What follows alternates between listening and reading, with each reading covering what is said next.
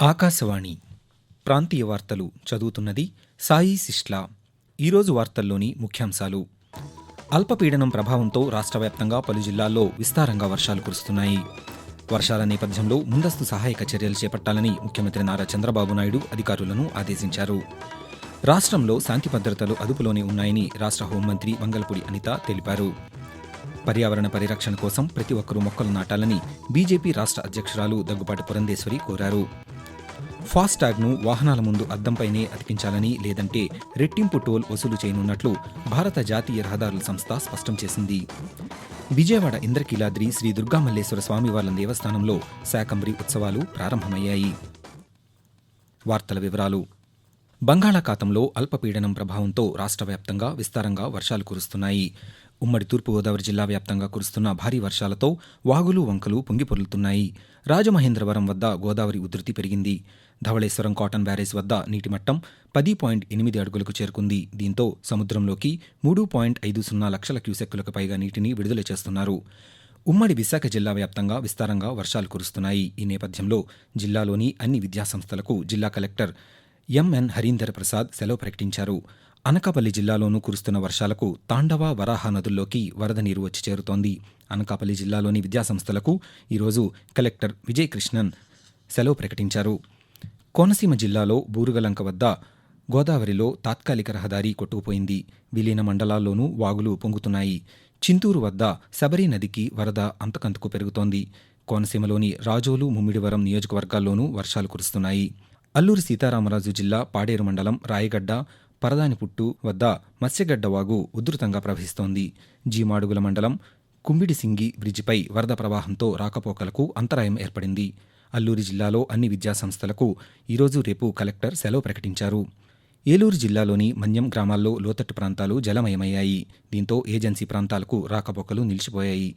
అలివేరు, జల్లేరు, బైనేరు వాగు, అశ్వరావుపేట, పటమటి వాగులు పొంగుతున్నాయి. పోలవరం ప్రాజెక్టు వద్ద గోదావరి నీటి మట్టం భారీగా పెరుగుతోంది. విజయనగరం జిల్లాలో కురుస్తున్న వర్షాలకు వాగులు పొంగిపొర్లుతున్నాయి. ఈ నేపథ్యంలో జిల్లాలోని అన్ని పాఠశాలలకు జిల్లా కలెక్టర్ డాక్టర్ బిఆర్ అంబేద్కర్ ఈరోజు సెలవు ప్రకటించారు. ఈ నేపథ్యంలో ప్రతి జిల్లాలో కంట్రోల్ రూమ్లు ఏర్పాటు చేసినట్లు రాష్ట్ర హోంమంత్రి వి అనిత తెలిపారు. వర్షాలు, వరద ప్రభావం ఎక్కువగా ఉన్న ఏలూరు, అనకాపల్లి జిల్లాల కలెక్టర్లతో మాట్లాడి తీసుకుంటున్న చర్యలను అడిగి తెలుసుకున్నారు. లోతట్టు ప్రాంతాల ప్రజలు అప్రమత్తంగా ఉండాలని సూచించారు. రాష్ట్రంలో భారీ వర్షాలు, వరద పరిస్థితులపై ముఖ్యమంత్రి నారా చంద్రబాబు నాయుడు ఉండవల్లిలోని నివాసంలో దృశ్య మాధ్యమం ద్వారా ఆయా జిల్లాల కలెక్టర్లతో సమీక్ష నిర్వహించారు. ఈ సమావేశంలో 8 జిల్లాల కలెక్టర్లు, ఎస్పీలు, ఉన్నతాధికారులు పాల్గొన్నారు. ఈ సందర్భంగా ముఖ్యమంత్రి ఆయా జిల్లాల్లో పరిస్థితులను అడిగి తెలుసుకున్నారు. ప్రాణ, ఆస్తి నష్టం జరగకుండా ముందస్తు సహాయక చర్యలు చేపట్టాలని అధికారులను ఆదేశించారు. చెరువులు, వాగుల్లో ప్రవాహాలపై నిరంతర పర్యవేక్షణ ఉండాలన్నారు. జలవనరుల శాఖ, రెవెన్యూ శాఖలు సమన్వయంతో పనిచేయాలన్నారు.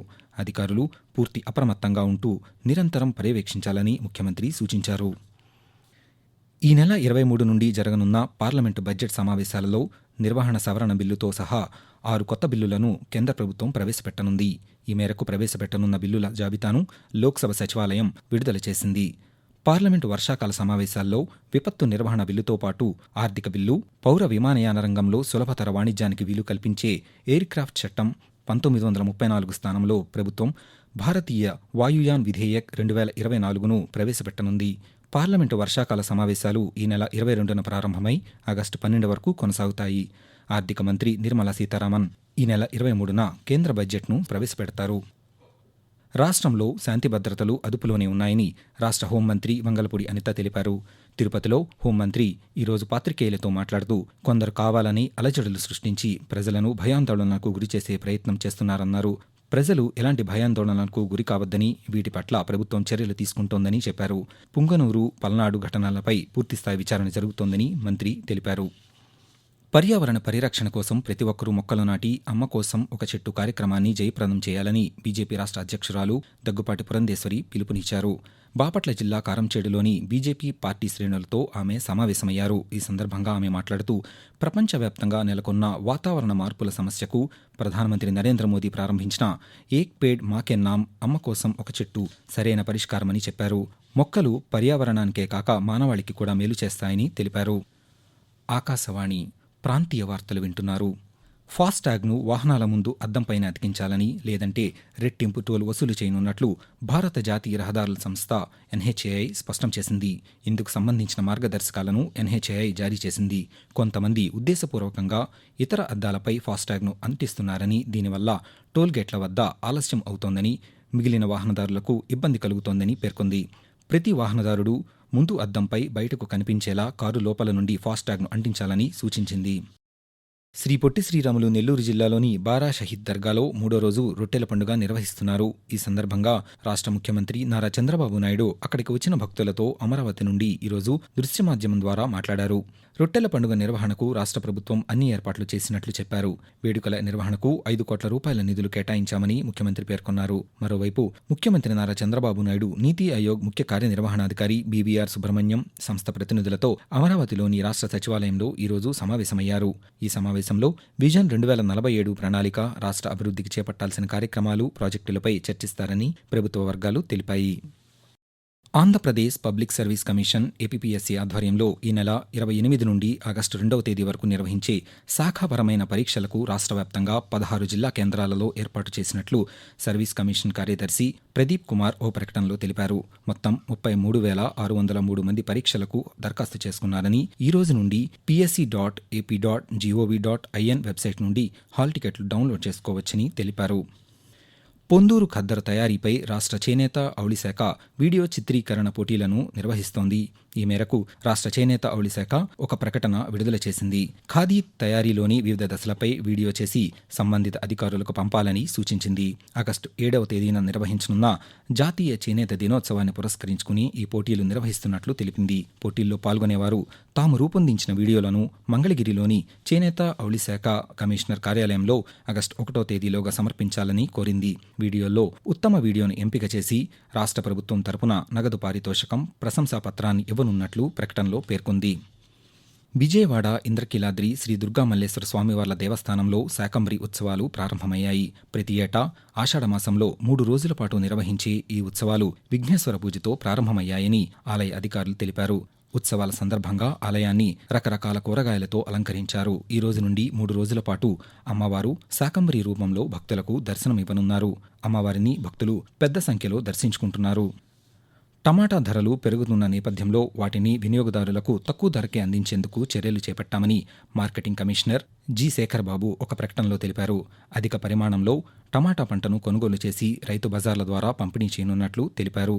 రైతు బజార్ల ద్వారా 46 నుండి 62 రూపాయలకు విక్రయిస్తున్నట్లు తెలిపారు. టమాటాలను చిత్తూరు, అనంతపురం, అన్నమయ్య జిల్లాలోని మార్కెట్ల నుండి కొనుగోలు చేసి రైతు బజార్లకు సరఫరా చేస్తున్నట్లు పేర్కొన్నారు. అన్ని రంగాల్లో సాంకేతికతను వినియోగించుకుని సుస్థిరమైన అభివృద్ధి సాధించేందుకు కృషి చేయాల్సిన అవసరం ఉందని సతీష్ ధావన్ అంతరిక్ష కేంద్రం షార్ డైరెక్టర్ ఏ రాజరాజన్ అన్నారు. కృష్ణా జిల్లా కానూరులోని సిద్ధార్థ ఇంజనీరింగ్ కళాశాలలో నిర్వహించిన గ్రీన్ అండ్ సస్టైనబుల్ టెక్నాలజీస్ అంశంపై 2 రోజులు నిర్వహించనున్న సదస్సును ఆయన నిన్న ప్రారంభించారు. ఈ సందర్భంగా షార్ డైరెక్టర్ ఏ రాజరాజన్ మాట్లాడుతూ, ప్రస్తుతం భూమిపై ఉష్ణోగ్రతలు పెరిగి ఆక్సిజన్ తగ్గడంతో అనేక సమస్యలు తలెత్తుతున్నాయని చెప్పారు. ఈ సమస్యలను అధిగమించాలంటే స్థిరమైన సాంకేతికతతో అభివృద్ధి సాధించాల్సిన అవసరం ఉందన్నారు. భవిష్యత్తును దృష్టిలో పెట్టుకుని అడవులు పెంచడం, నీటి వనరులను కాపాడడం, ఉష్ణోగ్రతలు తగ్గించే విధంగా గ్రీన్ ఎనర్జీని వినియోగించుకోవడం వంటివి చేపట్టాలని పేర్కొన్నారు. ఆకాశవాణి ప్రాంతీయ వార్తలు ముగించే ముందు ముఖ్యాంశాలు మరొకసారి. అల్పపీడనం ప్రభావంతో రాష్ట్ర వ్యాప్తంగా పలు జిల్లాల్లో విస్తారంగా వర్షాలు కురుస్తున్నాయి. వర్షాల నేపథ్యంలో ముందస్తు సహాయక చర్యలు చేపట్టాలని ముఖ్యమంత్రి నారా చంద్రబాబు నాయుడు అధికారులను ఆదేశించారు. రాష్ట్రంలో శాంతి భద్రతలు అదుపులోనే ఉన్నాయని రాష్ట్ర హోంమంత్రి వంగలపూడి అనిత తెలిపారు. పర్యావరణ పరిరక్షణ కోసం ప్రతి ఒక్కరూ మొక్కలు నాటాలని బీజేపీ రాష్ట్ర అధ్యక్షురాలు దగ్గుపాటి పురంధేశ్వరి కోరారు. ఫాస్టాగ్ను వాహనాల ముందు అద్దంపైనే అతికించాలని, లేదంటే రెట్టింపు టోల్ వసూలు చేయనున్నట్లు భారత జాతీయ రహదారుల సంస్థ స్పష్టం చేసింది. విజయవాడ ఇంద్రకీలాద్రి శ్రీ దుర్గామల్లేశ్వర స్వామివార్ల దేవస్థానంలో శాకంబరి ఉత్సవాలు ప్రారంభమయ్యాయి. ఆకాశవాణి ప్రాంతీయ వార్తలు ఇంతటితో సమాప్తం.